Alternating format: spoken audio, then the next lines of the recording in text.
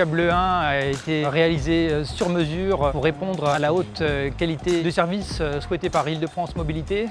Dès l'initialisation des études, Île-de-France Mobilité a établi un cahier des charges très précis pour optimiser le niveau de confort et d'accessibilité des voyageurs. On est parti sur une cabine spécialement développée pour l'urbain, donc plus spacieuse. Dans cette cabine, 100% des voyageurs auront une place assise en toutes circonstances, ce qui fait qu'on pourra embarquer dans des conditions optimales les vélos, les personnes en fauteuil, les personnes avec des poussettes, les personnes avec des bagages.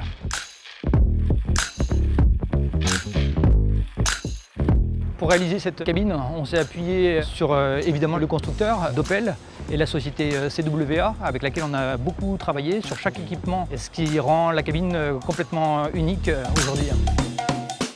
Notre plus gros challenge a été de faire coïncider les exigences très élevées de Île-de-France Mobilité en termes d'accessibilité et de design avec certaines contraintes techniques. La cabine est constituée d'une carrosserie, d'un plafond et d'un plancher en aluminium. Il y a plusieurs étapes de fabrication. Le cintrage des profilés en aluminium qui compose l'ossature de la cabine, la peinture, puis l'assemblage de la structure, le collage du plancher et de la toiture, l'installation des vitrages. On vient de fixer des vitres en polycarbonate sur cette structure en aluminium. Puis, on réalise les aménagements intérieurs et pelliculage extérieur et la mise en place des portes, l'habillage extérieur et enfin les tests électriques et mécaniques. Nos équipes réalisent tous les aménagements et les finitions à la main. Tous les matériaux utilisés pour la fabrication de la cabine répondent à des normes définies en termes de solidité, de poids, d'usage, de maintenance. À la mise en service,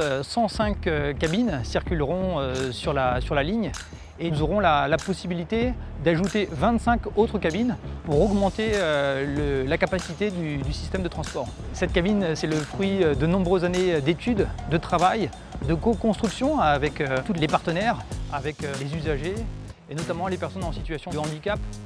Et du coup, c'est une grande joie, une grande fierté pour toutes les équipes d'Île-de-France Mobilité de la voir se concrétiser.